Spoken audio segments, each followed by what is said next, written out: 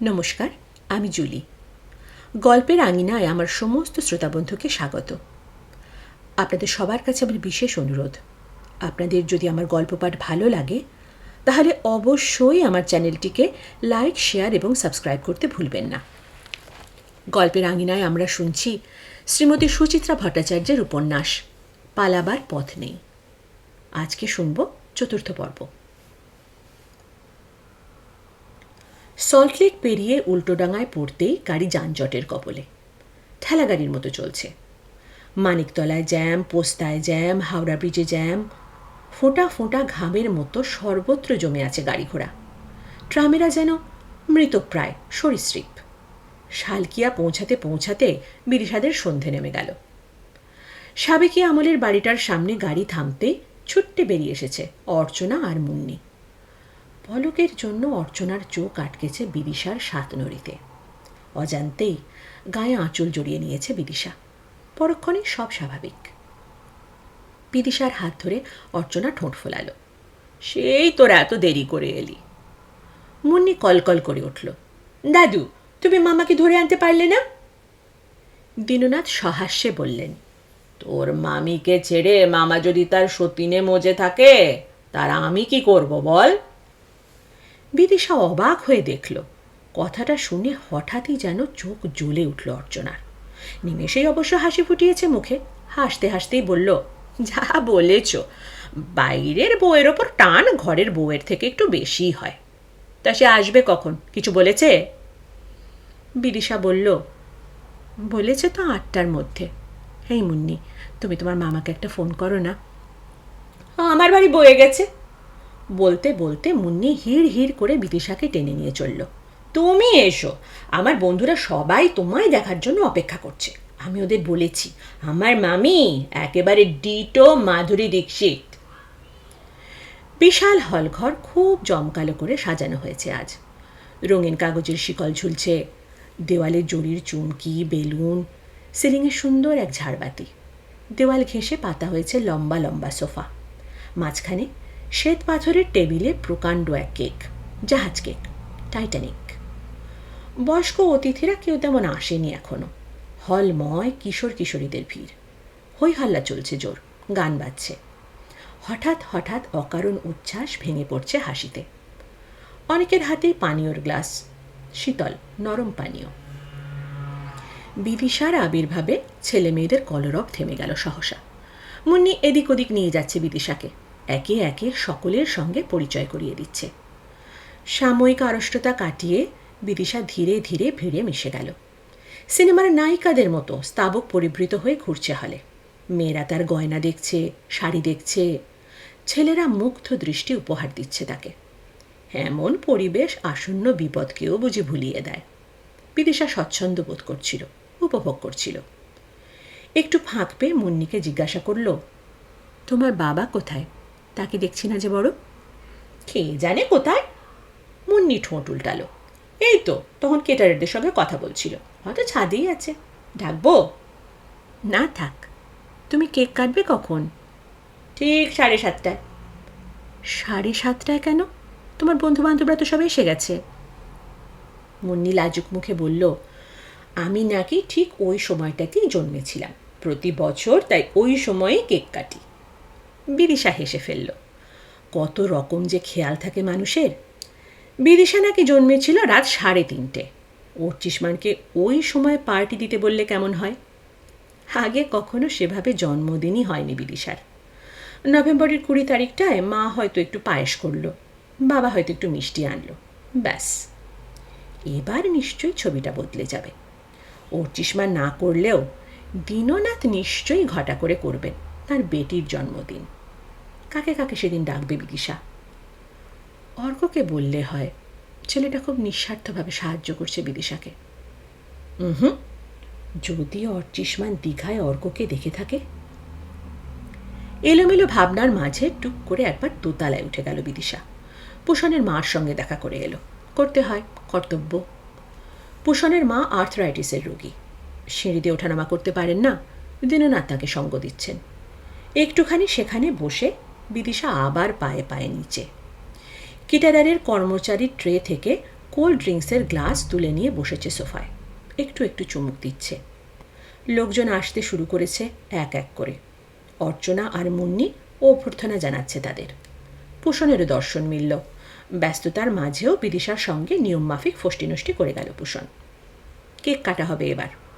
মুন্নিকে ঘিরে দাঁড়িয়েছে তার বন্ধুবান্ধব, বাবা মা, অতিথি অভ্যাগত, বিদিশা, দীননাথ। সব আলো নিভিয়ে দেওয়া হলো। হলঘর জুড়ে 15টা মোমবাতির আবছায়া।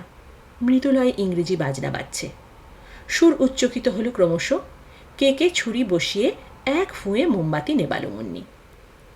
পলকের জন্য দমকা অন্ধকারে ঘুটঘুট চারিদিক। পর মুহূর্তেই আলোর রোশনায় হাততালিতে ফেটে পড়ছে ঘর। আলো জ্বলার সঙ্গে সঙ্গে বিদিশার শিরদাঁড়া বেয়ে বিদ্যুৎ খেলে গেল। ভূষণের পাশে কে এসে দাঁড়িয়েছে? ভাস্কর না? কখন এলো? কোত্থেকে এলো? বিদিশার ননদের বাড়িতে ভাস্কর কেন? ভাস্করের দৃষ্টি বিদিশায় স্থির। মুখের হাসি চওড়া হচ্ছে ভাস্করের। গলা নামিয়ে পুষণকে কে যেন বলল। পুষণও তাকাচ্ছে বিদিশার দিকে। বিদিশার মুখ পাংশু। বনবন করে গোটা পাঁচে পাখা ঘুরছে। তবু যেন ঘর সহসা বাতাসীন। ভিড় কাটিয়ে ভাস্করকে নিয়ে এগিয়ে এলো পুষণ। ম্যাডাম, মিট মাই ফ্রেন্ড ভাস্কর চ্যাটার্জি। দারুণ ডায়নামিক ছেলে, আমার ছোট ভাইও বলতে পারেন। আর ইনি হলেন মিসেস বিদিশা রুদ্র, আমার একমাত্র শালকের একমাত্র ওয়াইফ। খাঁটি গ্রিক পুরুষের মতো দেহকাণ্ড, ঈষৎ নোয়ালো ভাস্কর। কেতাদুরস্ত ভঙ্গিতে বলল, আপনাকে যেন আগে কোথায় দেখেছি। পুষণ হো হো হেসে উঠল। পুরানো কায়দা ছাড়ো, বিদিশা ম্যাডামকে যে দেখে তারই এরকমটা মনে হয়। তাই কি? ভাস্করের ঘুম ঘুম চোখ আরও ঢুলুঢুলু। আপনিই বলুন তো ম্যাডাম, আগে আমাদের কোথায় দেখা হয়েছে? গত কয়েকটা দিন বিদিশাকে অনেক শক্তপোক্ত করে দিয়েছে। কয়েক মুহূর্তেই সামনে নিল নিজেকে। মুখে একটা ইলাস্টিক হাসি টেনে যথাসম্ভব নিরস্বরে বলল, সরি, আই ক্যান্ট রিমেম্বার। তাহলে হয়তো আমিই ভুল করছি। ভাস্করের হাসি বাঁকা হয়ে ঝুলছে। স্মৃতি মাঝে মাঝে বড় বিট্রে করে ম্যাডাম। চেনা লোককে অচেনা লাগে, অচেনা মানুষকে চেনা মনে হয়। ভাস্করের কথা শেষ হলো না। মুন্নি ঘুরে ঘুরে কেক বিলি করছে। বিদিশার মুখে টাইটানিকের টুকরো গুজে দিয়ে গেল। সুযোগ বুঝে বিদিশাও সরে গেছে সামনে থেকে। পার্টি জমে উঠেছে। হিন্দি গান চালিয়ে কোমর দোলাচ্ছে ছেলেমেয়েরা। বয়স্কজনেরা তালি দিয়ে দিয়ে তাদের উৎসাহিত করছে। নব্য সংস্কৃতি। দীননাথ সোফায় একটু বিরক্ত মুখে বসে। ওইসব গান তার মোটেই পছন্দ নয়। বিদিশা সেঁটে গেল শ্বশুরমশাইয়ের পাশে। দীননাথই এখন তার আত্মরক্ষার বর্ম। 8টা নাগাদ খাবার সার্ভ করা হলো। Buffet system. পাশের ঘরে সাজানো রয়েছে টেবিল। প্লেট হাতে পছন্দসই আইটেম তুলে আনছে নিমন্ত্রিতরা। রকমারি সুখাদ্যের ঘ্রাণে হলঘর ম ম। অর্চনা ঘুরে ঘুরে তদারকি করছিল। বিদিশাকে ডেকে বলল, এই বাবাকে খাবার এনে দে না, মিছিমিছি বসে বসে বোর হচ্ছে। বিদিশাও এই কথাই ভাবছিল। ওর চিসমানের সময় জ্ঞান অত্যন্ত কম। তার অপেক্ষায় থাকতে গেলে ও শ্বশুরমশায়ের অনিয়ম হয়ে যাবে। খাবার ঘরের দিকে এগোতে গিয়েও বিদিশা দাঁড়িয়ে পড়ল। উফ, ভাস্করটা দাঁড়িয়ে আছে ওখানেই। নিচু গলায় অর্চনাকে জিজ্ঞেস করল, ওই ভাস্কর চ্যাটার্জির লোকটা তোমাদের এখানে ভিড়ল কি করে দিদি? তুই চিনিস ওকে? পুষন্দা আলাপ করিয়ে দিল। লোকটা খুব চালিয়াত টাইপ, তাই না? কামাচ্ছে 2 হাতটা, চাল তো একটু মারবেই। করেটা কি? কিছুই করে না, আবার অনেক কিছুই করে। বুঝলাম না। অর্চনা চোখ টিপল। চাপা স্বরে বলল, পলিটিক্যাল টাউট। মানে? রাজনীতির চাইরা তো সব সাধু বাবারও বাড়া। টাকা পয়সা স্পর্শ করলে তাদের হাতে ফোসকা পড়ে, তাই এদের হাত দিয়ে সব লেনদেন হয়। অর্চনা গলা আরও খাদে না ভালো। আগে নাকি হাজরা মোড়ে ফ্যাঁ ফ্যাঁ করে বেড়াতো, এখন খুব সোর্স। তোর পুষন্দা এক্সপোর্ট ইম্পোর্টের ব্যবসা করবে বলছে না? ওই ভাস্করই তো খুঁটি। ওই নাকি সব বন্দোবস্ত করে দেবে, ব্যাংক লোন টোন সব, কমিশনও নেবে। পুষন্দার সঙ্গে পরিচয়টা হলো কি করে? বিজনেসের লাইন, কোথায় কার সঙ্গে কখন পরিচয় হয় তার কোনো ঠিক আছে? যা যা, তুই বাবার খাবারটা নিয়ে আয়। চোখ কান বুঝে ভাস্করকে পার হয়ে গেল বিদিশা, কিন্তু শেষ রক্ষা হলো না। প্লেটে ফিশ ফ্রাই তুলছে, পিছনে ভাস্কর ফিসফিস করছে, মানুষ খুব তাড়াতাড়ি পাস্ট ভুলে যায়, তাই না? বিদিশার হাত থেমে গেল, মুখ ফেরালো না, দাঁতে ঠোঁট চেপে বলল, মনে রাখার তো কোনো কারণ দেখি না। একেবারে 25 রুদ্রর সতীসাধ্যী বউ বনে গেছ, হ্যাঁ? বিদিশার হাতের প্লেট থরথর কেঁপে উঠল। 25 তুমি চেনো নাকি? অনেককে আমায় চিনতে হয় ম্যাডাম, এটাই আমার পেশা। ভাস্করের স্বরে এমন কিছু ছিল, বিদিশা ঘাড় ঘোরাতে বাধ্য হল। দেখল ভাস্করের মুখে হাসির চিহ্ন মাত্র নেই, ঘোলাটে চোখের কোণে অচেনা ধূর্ততা খেলা করছে। একেবারেই অচেনা নাকি চেনা চেনা? বিদিশা ক্রমশ অস্থির হয়ে পড়ছিল। সে কখন থেকে বাস স্টপে এসে দাঁড়িয়ে আছে, এখনও অর্ক আসে না কেন? অর্কর কোনো বিপদ হলো না তো? অদেখা শয়তানটার সব শর্তই অক্ষরে অক্ষরে পালন করেছে বিদিশা। ঠিক সময় ছায়ামাখা রাস্তাটায় পৌঁছেছিল। প্লাস্টিকে মোড়া টাকার বান্ডিল যথাস্থানে রেখে নিশ্চল অ্যাম্বাসাডারের ডিকি বন্ধ করে দিয়েছে। একটি বাড়ির জন্যেও পিছু ফিরে তাকায়নি, সোজা চলে এসেছে এই গোল পার্কে। অর্ক তখন ছিল অনেকটা দূরে, তাকে মোটেই কারোর লক্ষ্য করার কথা নয়। লোকটা কি আরও ধরিবাজ? অর্ককে দেখে ফেলেছিল? যদি লোকটা অর্ককে... না, বিদিশা আর ভাবতে পারছে না। একটু আগে পর্যন্ত একটা হিমেল ভয় ময়াল সাপের মতো আষ্টে পৃষ্ঠে পেঁচিয়েছিল বিদিশাকে। সাপটা এখন আর নেই, তবু তার শীতল স্পর্শ বিদিশা এখনও বেশ অনুভব করতে পারছে। তবু যে কেন আজ মিছিমিছি জেদ করে সঙ্গে এলো অর্ক? বিদিশাকে সাহস জোগাতে এসে নতুন কোনো সমস্যা রেখে আনলো না তো? একবার কি গিয়ে দেখবে বিদিশা? চিন্তায় চিন্তায় বিদিশা যখন পাগল প্রায়, অর্ককে দেখা গেল ফুটপাত ধরে হনহনিয়ে আসছে। ছুট্টে এগিয়ে গেল বিদিশা। কি করছিলে এতক্ষণ? কোথায় ছিলে? অর্ক হাঁপাচ্ছে। শালাকে ধরে ফেলেছিলাম প্রায়, ইস, একটুখানির জন্য। সে কি, তুমি লোকটাকে ধরতে গেছিলে? পারলাম না। তুমি চলে আসার পরেও শালা গাড়ির তলায় শুয়েছিল অনেকক্ষণ, প্রায় 1/2 ঘন্টা। আমিও তককে তককে ছিলাম। যেই না ব্যাটা বেরিয়েছে, দিয়েছি এক ডাইভ। পৌঁছতে পৌঁছতেই স্টার্ট দিয়ে দিয়েছে গাড়িতে। তাও লাস্ট মোমেন্টে হাত বাড়িয়ে কলার চেপে ধরেছিলাম ব্যাটার, পিছলে বেরিয়ে গেল। শুধু এই বোতামটা মুঠোয় রয়ে গেছে। বিদিশা হাতে নিয়ে দেখল বোতামটা, মামুলি প্লাস্টিকের বোতাম, হলদেটে। কি ভেবে বোতামটা পুড়ে রাখলো ব্যাগে। ভার ভার গলায় বলল, কি দরকার ছিল বীরত্ব দেখানোর? লোকটার কাছে যদি আর্মস থাকতো? থাকলে থাকতো, আমি পরোয়া করি না। অর্ক গলা ছাড়ল। যতই কালিঝুলি মেখে থাকুক, ও শালার মুখ আমি দেখে নিয়েছি। লোকটাও তো তোমায় দেখলো, আবার যদি ফোনে থ্রেট করে? অর্ক গোমরা হয়ে গেল। দেখো দিশা, আমি তোমায় অনেকবার বলেছি আমি স্ট্রেট গেমে বিশ্বাসী। কে না কে উল্টো পাল্টা ভুজুং ভাজুং দিয়ে তোমার কাছ থেকে টাকা কেড়ে নিয়ে যাবে, আর আমি সেটা পুতুলের মতো দাঁড়িয়ে দাঁড়িয়ে দেখব?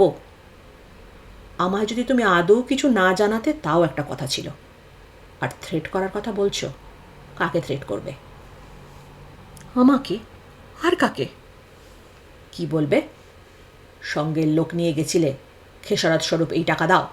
হা, তোমাকে তো বলেইছি, ব্ল্যাকমেলাররা একবার টাকার গন্ধ পেলে জোঁকের মতো সেটে যায়। আমি আজ এখানে না এলেও সে তোমায় ছাড়তো না। দেখো, এবার লোকটা আরও বেশি চাইবে। শঙ্কাটা যত মন থেকে ঝেড়ে ফেলতে চায় বিদিশা, অর্ক তত বুঝি স্মরণ করিয়ে দেবেই। তেতো গলায় বিদিশা বলল, তুমি দেখছি ব্ল্যাকমেলারটার মনের নারী নক্ষত্র জেনে ফেলেছ। অর্ক চুপ হয়ে গেল। অন্ধকার নামছে, স্ট্রিট লাইট জ্বলে উঠল একে একে। গোলপার্কের মোড় এখন জনারণ্য। বাস, মিনি বাস, ট্যাক্সি, গাড়ির শব্দে কান পাতা দেয়। বাতাসে পোড়া পেট্রোল ডিজেলের কটু গন্ধ। ভিড়ের মধ্যে নির্জনতা খুঁজে নিবিষ্ট ভঙ্গিতে গল্প করছে 2 তরুণ তরুণী। এই কেজো নাগরিক সন্ধ্যায় কোন স্বপ্নের কথা বলে ওরা। অর্ক কপত কপতিকে দেখছিল নিঃশব্দে। কোনো দীর্ঘশ্বাস পড়ল কি অর্কর? নিষ্প্রাণ স্বরে কথা শুরু করলো আবার। তুমি এখন ফিরবে তো? বিদিশা বুঝতে পারছিল অর্ক আহত হয়েছে। খারাপ লাগছিল বিদিশার। বিপদের ঝুঁকি নিয়ে একটা কাজ করে ফেলেছে, তার জন্য অমন বাঁকা সুরে কথা না বললেই হতো। ঘড়ি দেখে বলল, আর একটু থাকতে পারি, বাড়িতে বলে এসেছি ফিরতে দেরি হবে। মিচেমিচে দেরি করবে কেন? কাজ তো তোমার হয়ে গেল। রাগ করেছ? বিদিশা আলগা ছুঁল অর্ককে। আমি কিন্তু কিছু ভেবে বলিনি, মাথা ঠিক নেই, কখন কি কথা মুখ দিয়ে বেরিয়ে যায়। তোমার উপর রাগ করার আমার তো কোনো অধিকার নেই দিশা। এটাও রাগের কথা। বড্ড গলা শুকিয়ে গেছে, একটু চা খাওয়াবে? আমি ফুটপাথের চা খাই, সে কি তোমার মুখে রুজবে? এবার কিন্তু তুমি আমায় কথা শোনাচ্ছ। বিদিশা হাসার চেষ্টা করল। বড়লোকের বাড়ি বিয়ে হয়েছে বলে কি আমার সব অভ্যেস বদলে গেছে? চলো তাহলে। পেট্রোল পাম্পের উল্টো দিকে খুপড়ি চা দোকান, বাইরে মলিন বেঞ্চি, বসল দুজনে। ধুমায়িত চায়ের গ্লাস এসে গেল। বিদিশা এদিক ওদিক তাকাচ্ছে একটু আড়ষ্টভাবে। অর্ক জিজ্ঞাসা করল, কি দেখছ? না মানে, লোকটা আশেপাশে নেই তো? সে আর থোড়াই এ তল্লাটে আছে, যেভাবে চোঁচ আর রাসবিহারীর দিকে চম্পট দিল। কেমন দেখতে লোকটা? লম্বাও নয়, আবার বেটেও নয়, মাঝারি হাইট।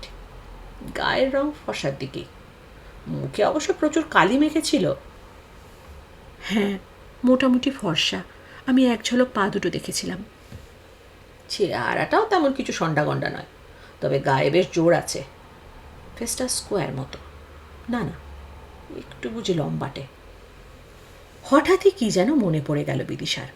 উদ্ভাসিত চোখে বলল, ও হ্যাঁ, আমি আরেকটা জিনিস দেখেছি, গাড়িটার নাম্বার WMD 7910।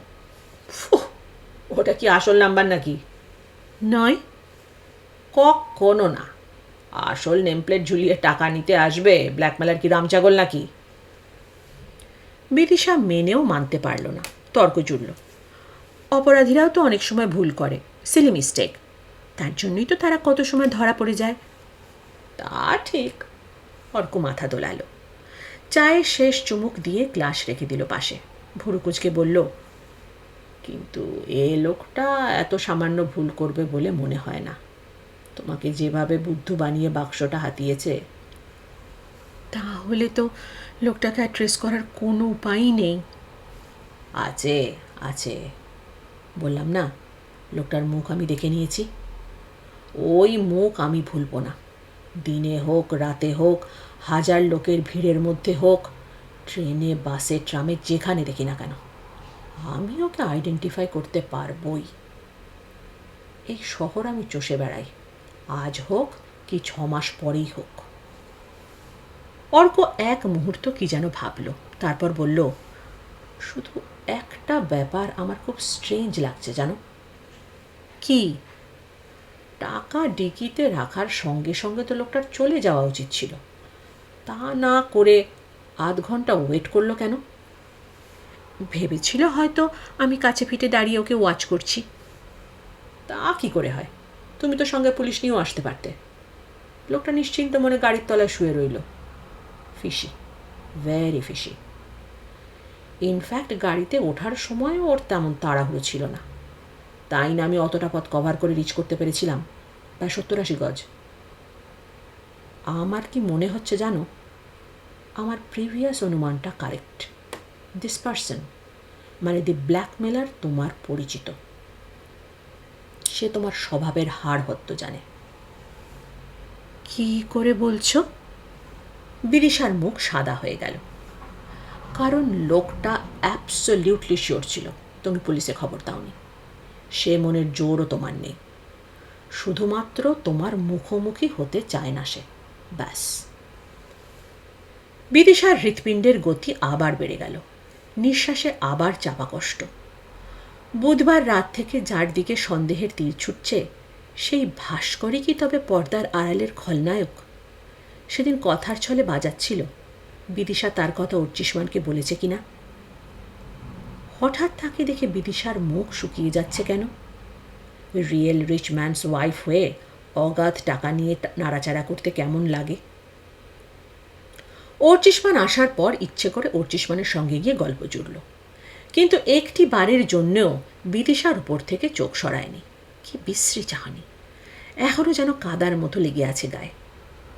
প্রথম ফোনটায় হয়তো এমনি এমনি ভয় দেখিয়েছিল ভাস্কর, বাক্স হাতানোর পর মিহির অর্কর কথা জেনে গিয়ে আরও জোর পেয়ে গেছে। হয়তো অনেকদিন ধরেই বিদিশাকে ফলো করছিল। সেদিনও যখন বিদিশা বাপের বাড়ি থেকে ফিরছে, অর্ক কি বলে ফেলবে ভাস্করের কথা? বলা যায় না। বিদিশার দিকে দ্বিধাহীন সাহায্যের হাত বাড়িয়ে দিয়েছে অর্ক। যথেষ্ট ছোটাছুটি করছে, হাড় বেচা, ডিজাইন মিলিয়ে নতুন হাড় গড়ানো, এও বেশ ঝঞ্ঝাটের কাজ। আজ একটু আগে অমন একটা বিপদের ঝুঁকি নিল কেন?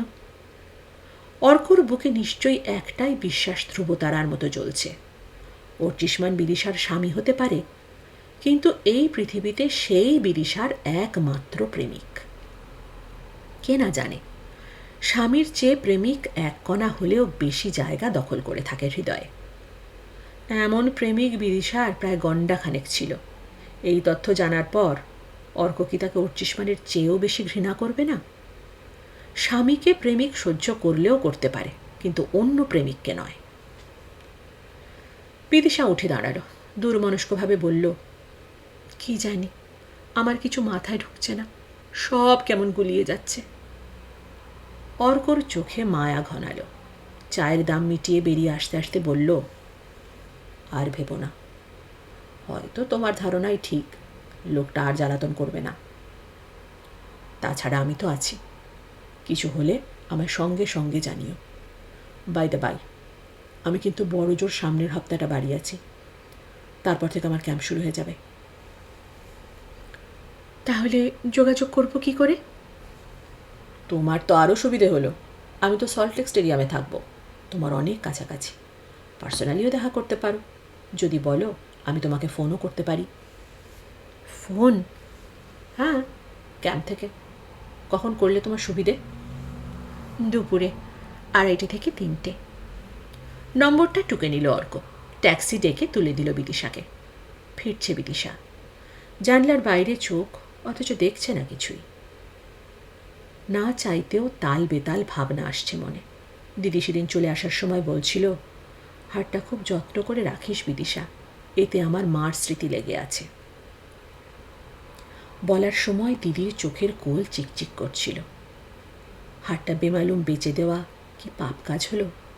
দূর, তা কেন, এ হাড় তো এখন বিদিশারই, নিজের গয়না নিয়ে সে যা খুশি তাই করতে পারে।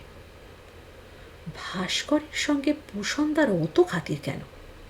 পুষন্দা ভাস্করের সঙ্গে যুক্ত নেই তো? হতে পারে, হতেই পারে। যতই মুন্নির জন্মদিনে পার্টি থ্রো করে শোম্যানশিপ দেখাক, টাকা পয়সার হাল পুষন্দার মোটেই ভালো নয়।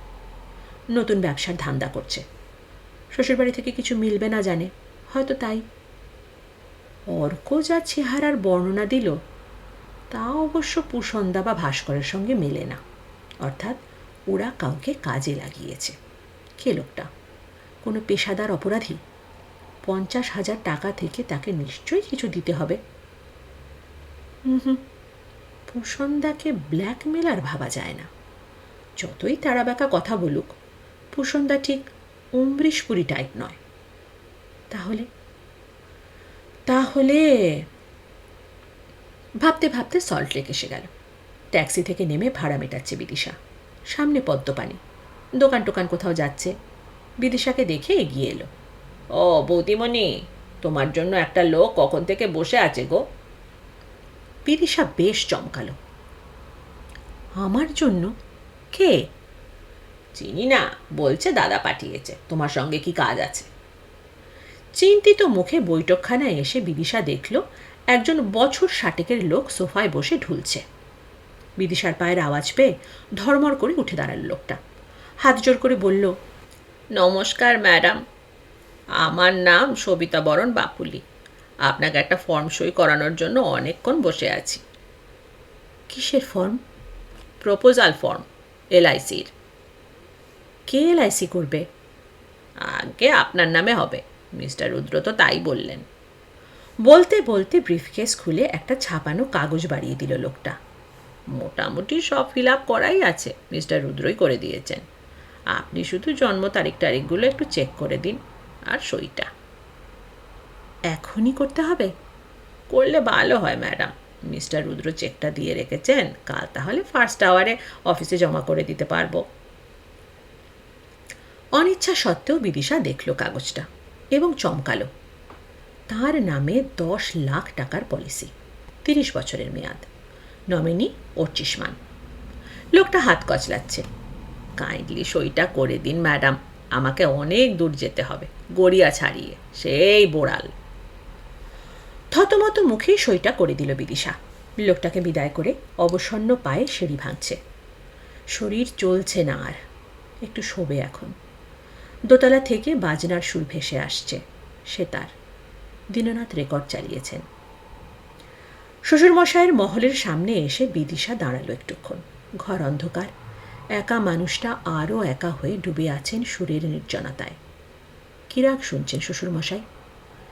বিদিশা রাগ রাগিনী চেনে না কোনো, তবু সুরের মূর্ছনা তার বুকে গিয়ে বিঁধছিল। মাগো, সুর কেন এত করুণ হয়? বিদিশার কান্না পেয়ে গেল। অর্চিষ্মান ফিরল 9টা নাগাদ। ঘর অন্ধকার করে বিছানায় শরীর ছেড়ে দিয়েছিল বিদিশা। আলো জ্বলতেই ধর্মড়িয়ে উঠে বসল। অর্চিষ্মানের চোখে বিস্ময়। অসময় শুয়ে আছো যে? বিদিশার ঝিমঝিম করছে মাথা, তবু দ্রুত ধাতস্থ করে নিল নিজেকে। বলল, এমনি। কিছু নিশ্চয়ই হয়েছে, নইলে এখন তো তোমার বাহ্যজ্ঞান শূন্য হয়ে টিভি দেখার কথা। অর্চিষ্মান ভুরু কুঁচকাল। শরীর খারাপ? মানুষের মন কি বিচিত্র। অর্চিষ্মান যে লক্ষ্যই করেনি বিদিশা কদিন ধরে টিভি চালাচ্ছে না। এতে তো বিদিশার স্বস্তি পাওয়ার কথা, কিন্তু হঠাৎই যেন বিদিশার বুকে সূক্ষ্ম অভিমানের ধোঁয়াশা। কেন সারাক্ষণ শুধু কাজের চিন্তায় ডুবে থাকবে অর্চিষ্মান? বিদিশাতে এত কষ্ট পাচ্ছে, দুর্ভোগ পোহাচ্ছে, হোক না তার নিজেরই কর্মফল। অর্চিষ্মান একবার ভুলেও নজর করবে না? প্রশ্নের উত্তরে হয়তো মিথ্যে বলবে বিদিশা, হয়তো এড়িয়ে যাবে স্বামীকে।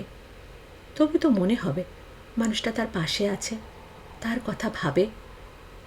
মাত্র মাসে বিদিশা স্বামীর কাছে এত পুরনো হয়ে গেল। ম্লান হেসে বিদিশা বলল, তেমন কিছু না, মাথাটা একটু টিপটিপ করছে। ওষুধ খেয়েছ কিছু? না, দেখছি এমনি কমে যাবে। দেখো বাবা, আবার জ্বর-টর বাঁধিয়ে বসো না, সিজন চেঞ্জের সময়। হালকা শীষ দিতে দিতে অ্যান্টিরুমে ঢুকে গেল অর্চিষ্মান। জুতো খুলছে, পোশাক বদলাচ্ছে। এই সময়টায় অর্চিষ্মানের পায়ে পায়ে থাকে বিদিশা। হাতের সামনে সব কিছু জুগিয়ে দেয়। বাথরুমে তোয়ালে রেখে আসে। বাইরে থেকে এলে অল্প গরম জলে হাত মুখ ধোয়ার বাতিক আছে অর্চিষ্মানের। অন করে দেয় গিজার, এবং অবশ্যই গ্লাস বোতলও সাজায়। আজ কিছুই ইচ্ছে করছে না, সত্যিই যেন মাথাটা জমাট পাথর। অর্চিষ্মান অবশ্য পরনির্ভর মানুষ নয়, নিজেই টুকটাক সারছে সব। একটু নিশ্চিন্ত হয়ে বিদিশা শুয়ে পড়ল আবার। শুয়ে শুয়ে কানে এলো অর্চিষ্মান হেঁড়ে গলায় গান ধরেছে বাথরুমে। দীঘার সেই গান, মনে করো শেষের সেদিন ভয়ঙ্কর। উফ, ওই পিতখুটে গানটাই কেন যে এত পছন্দ অর্চিষ্মানের। সুমতি দরজায় এসেছে। বাবু খেতে বসে গেছেন, আপনি যাবেন না বৌদি? অনিচ্ছা সত্ত্বেও উঠল বিদিশা, না গেলে ঝঞ্ঝাট হবে। এখনই হয়তো ছুটে আসবেন শ্বশুরমশাই। সামান্য মাথার যন্ত্রণার জন্য হুলুস্থুল কাণ্ড বাঁধিয়ে বসবেন। বিয়ের মাসখানেকের মাথায় একদিন তলপেটে ব্যথা হচ্ছিল বিদিশার, মামুলি মেয়েলি ব্যথা। রাত্রে দীননাথের খাবার টেবিলে গিয়ে দাঁড়ায়নি, ব্যাস তক্ষুনি শ্বশুরমশাই ডাক্তারকে কল দেন আর কি। শেষে অর্চিষ্মানি ধমকে ধামকে নিরস্ত্র করেছিল বাবাকে। আজ সিনক্রিয়েট করার কোনো মানেই হয় না, যত কষ্টই হোক। দীননাথের নৈশাহারটি বেশ সংক্ষিপ্ত। 3টে রুটি, 2টো সবজি দিয়ে, একটি দুধে ভিজিয়ে। রুটি ছিঁড়তে ছিঁড়তে দীননাথ বললেন, বুঝলি বেটি, আজ লাহিড়িকে জব্বর টাইট দিয়েছি। বিদিশা জোর করে কৌতূহল দেখালো। তাই বুঝি? হ্যাঁ রে, পরপর দুটো গেমেই লাহিড়ি মাত। রোজ রোজ আমায় হারিয়ে দেবে তা কি হয়? দিন আমারও আসে। ও, সেই আনন্দেই বুঝি সেতার শুনছিলে? তোর বুঝি কানে গেছে? দীননাথ মুখ তুললেন। সেতারের সুর সবসময় সুখ থাকে না রে পাগলি, কষ্টও থাকে। তোমার আবার কিসের কষ্ট? ওই যে লাহিড়িটা রোজ রোজ যেতে আজ হেরে গেল, বেচারার মুখটা যদি তখন দেখতিস। দীননাথ ফোঁস করে একটা শ্বাস ফেললেন। জিতেও সবসময় আনন্দ হয় না রে, হারার কষ্ট কি তা আমি বুঝি। বিদিশা হেসে ফেলল। মানুষটা সত্যিই বড় সরল। প্রতিদ্বন্দ্বীকে হারাতেও চান, আবার হারিয়েও মন খারাপ হয়। এমনটা বোধহয় একমাত্র শ্বশুরমশাইয়ের মতো মানুষদের পক্ষেই সম্ভব। হাসি হাসি মুখেই বিদিশা বলল, তাহলে কেন বড় মুখ করে বললে লাহিড়িকে টাইট দিয়েছ? ওটা তো আমার নিজের আনন্দ, তা বলে অন্য কারোর দুঃখে খারাপ লাগবে না? থাক, আর শোকাল্লাদ করে কাজ নেই। কাল আবার হেরে এসো, সব কাটাকুটি হয়ে যাবে। শ্বশুরমশাইয়ের কাছে আরও একটুক্ষণ থেকে ঘরে ফিরল বিদিশা। স্নান সেরে ফিটফাট হয়ে গেছে ওর চিসমান, থোপদুরস্ত পাজামা পাঞ্জাবি চড়িয়েছে, কোলন ছড়িয়েছে গায়ে। গ্লাস বোতল নিয়ে সে এখন সোফায়। দীননাথের সঙ্গে কথা বলে বিদিশার মাথাটা সামান্য হালকা হয়েছিল। কোলন আর সুরার মিশ্র গন্ধে ব্যথাটা আবার চড়াং করে উঠল। ড্রয়ার খুলে ওষুধ খুঁজছিল বিদিশা। ওর চিসমান বলে উঠল, তোমার দাদা তো দিন দিন খুব ফান্টুস হচ্ছে গো। বিদিশা ঘুরে তাকালো। কেন? খুব বাড়ি ঢুকে ফুর্তি চালাচ্ছে আজকাল। তোমার বাড়ি? না, রয়্যাল ড্রাগনে। এক কাস্টমারের সঙ্গে কথা বলতে বলতে হাঁটছি, হঠাৎ দেখি দলবল নিয়ে টং হয়ে বেরোচ্ছে। ওর চিসমান গ্লাসে চুমুক দিল। 2 পয়সা রোজগার নেই, অথচ ওড়ানোর শখ আছে বাবুর। দাদার সম্পর্কে অনেক কিছুই জানে ওর চিসমান, বিদিশাই বলেছে। তবু এই মুহূর্তে মন্তব্যটা বিঁধল বিদিশাকে। যতই হোক নিজেরই দাদা তো। খানিকটা কৈফিয়ত দেওয়ার সুরে বলল, ওই সাঙ্গপাঙ্গগুলোই তো যত নষ্টের মূল। তারাই আরও বেশি বকাচ্ছে দাদাকে। কেউ কাউকে বকায় না বিদিশা, বকার এলিমেন্টগুলো মানুষের নিজেদের মধ্যেই থাকে। বন্ধুরা বড়জোর ক্যাটালিস্ট হতে পারে। প্রতিবাদ করল না বিদিশা। ইচ্ছেও নেই, শরীরে ক্ষমতাও নেই। ট্যাবলেট মুখে ফেলে ঢকঢক করে খানিকটা জল গিলল, বসল গিয়ে বিছানায়। কথা ঘোরানোর জন্যই বলল, তোমার কে এক ইন্স্যুরেন্সের লোক এসেছিল, শৈশব উৎসব করে দিয়েছি। সবিতাবাবুর সঙ্গে দেখা হয়েছে? গুড। পলকের জন্য কি যেন ভাবল ওর চিসমান। তুমি বিকেলবেলা গিয়েছিলে কোথায় বলো তো? বিদিশা ঢোক গিলল। তুমি ফোন করেছিলে না? একবার নয়, 3 বার। 3টের সময় করলাম, সুমতি বলল এই মাত্র বেরিয়েছে। 4টের সময় করলাম, কেউ ধরল না, বেজে গেল। 6:30টার সময় পদ্মপানি বলল তুমি নাকি বলে গেছো ফিরতে রাত হবে। এতক্ষণ ধরে কোথায় ছিলে? বাপের বাড়ি? হ্যাঁ বললেই লাঠা চোখে যেত, তবু মুখ ফসকে বেরিয়ে গেল, না, বন্ধুর বাড়ি, হাতিবাগান। গাড়ি নিয়ে যাও নিজে? বিদিশা ফাঁপড়ে পড়ে গেল। ওষুধে কাজ হচ্ছে না, মাথার টনটন ভাব বেড়ে গেছে হঠাৎ। শ্বশুরমশাইকে যা খুশি বলে বুঝিয়ে দেওয়া যায়, কিন্তু ওর চিসমান কঠিন ঠাঁই। গাড়ি ছাড়া বিদিশার বেরোনোর যদি অন্য কোনো মানে করে বসে। মুখ ভাব যথাসম্ভব স্বাভাবিক রেখে গলা নরম করল বিদিশা। আমার বন্ধুদের তো সবার গাড়ি নেই, ভাবলাম যদি কিছু মনে করে, যদি ভাবে চাল দেখাচ্ছি। ভাবুক যা খুশি, ওর চিসমান রুদ্রর বউ গাড়ি ছাড়া ট্যাঙ্গস ট্যাঙ্গস করে ঘুরবে? This is simply unbearable. ওর চিসমানের গলায় হালকা ঠাট্টার সুর, ঠোঁট কুঁচকে হাসছে। যদি আমার বউটাকে কেউ চুরি করে নেয় তখন কি হবে?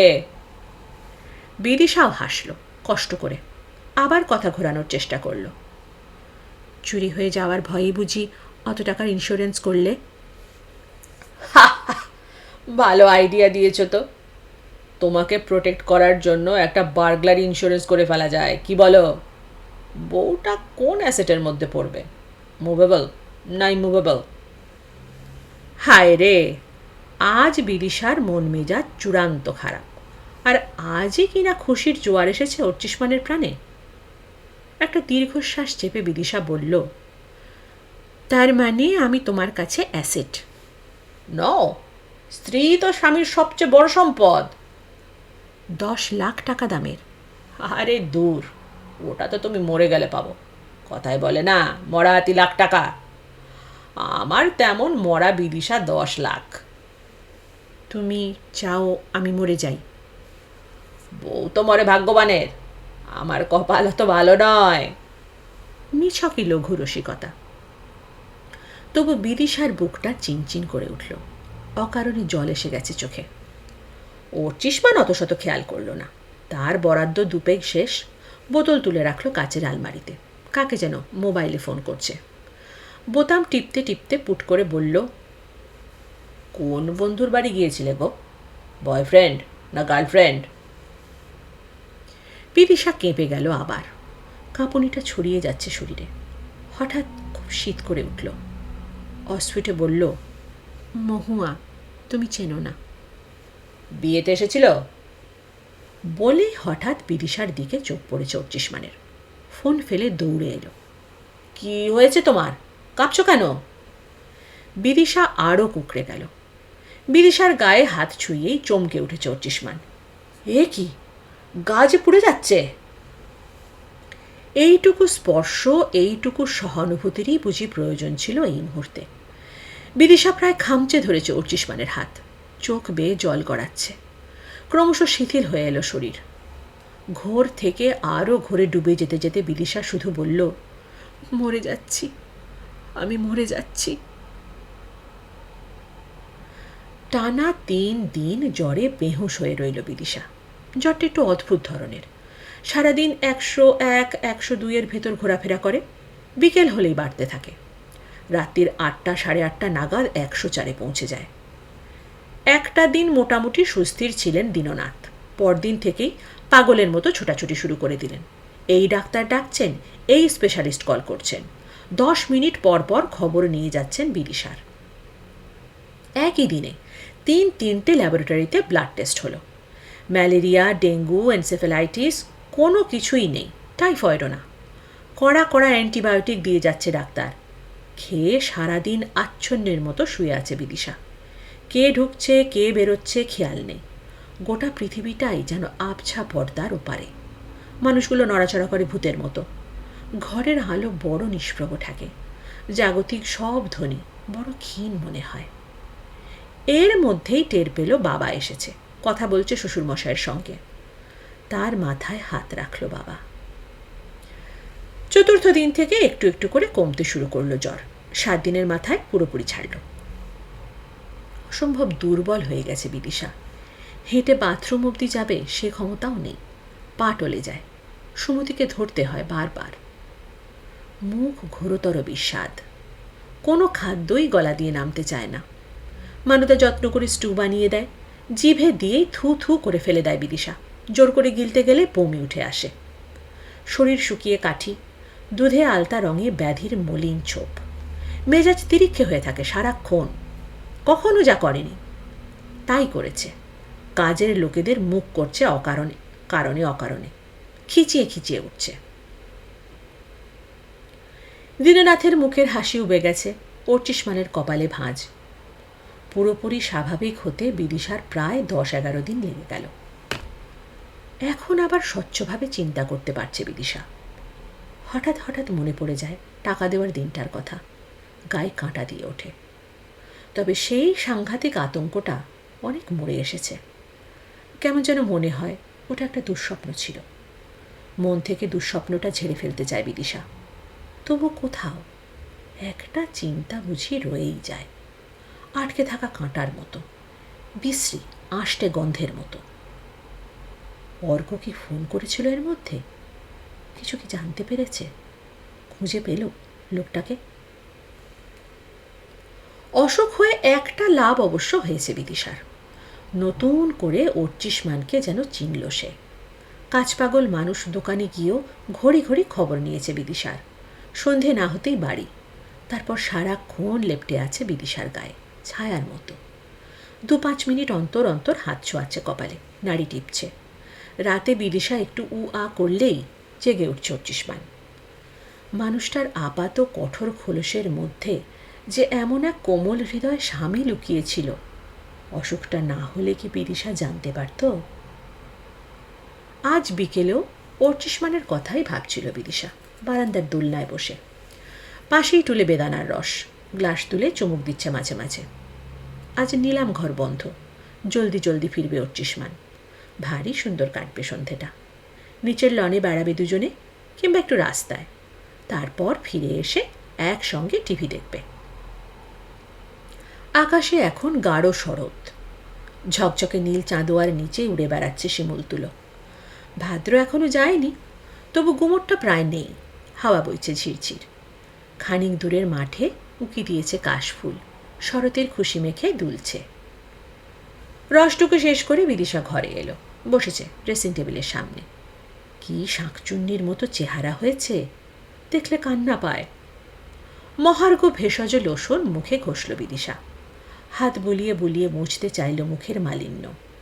শুরু করে আইলানার টান্ড চোখে, উজ্জ্বল হয়ে উঠল আঁখি। ছোট্ট লাল টিপ লাগালো কপালে। লিপস্টিকে আলতো রাঙিয়ে নিল ঠোঁট। চুলটাকে নিয়ে কি করবে ভেবে পাচ্ছে না। বিনুনি বাঁধবে না খোপা? বিনুনি ঝুলিয়ে দিল পিঠে। নাইটি হাউসকোট ছেড়ে শাড়ি পরেছে। অর্চিষ্মান এসে গেল। আজ অর্চিষ্মান নিচে হাঁটতে রাজি নয়। বিদিশাকে নিয়ে প্রায় সঙ্গে সঙ্গে গাড়িতে বেরিয়ে পড়ল। পক্ষীরাজের মতো উড়ে চলেছে গাড়ি। অনেক দিন পর মুক্ত পৃথিবীর হাওয়া লাগছে বিদিশার গায়ে। চোখ বুঝি শুষে নিচ্ছে বাতাস। অস্ফুটে একবার বলল, আহ, এই তো সুখ। অর্চিষ্মান জিজ্ঞাসা করল, কিছু বলছো? স্বামীর কাঁধে মাথা রাখল বিদিশা, হাসল আপন মনে। কই, বলিনি তো কিছু। অর্চিষ্মানও হাসছে। তুমি কিন্তু একটু পাগল আছো। বিদিশা এবার খিলখিল হাসল। আছি তো, তুমি এতদিনে টের পেলে? জ্বরের সময় যা করছিলে বাপস। বাইপাসে গাড়ির গতি বাড়ালো অর্চিষ্মান। কি ডিলেরিয়াম বকতে গো। আমি ডিলেরিয়াম? হ্যাঁ হ্যাঁ, তুমি হঠাৎ হঠাৎ উত্তেজিত হয়ে উঠছ। ধরো ধরো, ওই অ্যাম্বাসাডারটাকে ধরো। আবার কখনো কখনো বিড়বিড় করছো। শয়তান, তুই আমার সঙ্গে বজ্জাতি করে পার পারবি ভেবেছিস? কে শয়তান? কোথাকার কোন অ্যাম্বাসাডার? কেউ তোমাকে পথে ঘাটে কখনো ভয় দেখিয়েছিল বুঝি? বিদিশার শরীর শক্ত হয়ে যাচ্ছিল। কণ্ঠ তালু শুকিয়ে কাঠ। খড়খড়ে জিভ ঠোঁটে বুলিয়ে বলল, জানি না তো কিছু। আর কি বলতাম?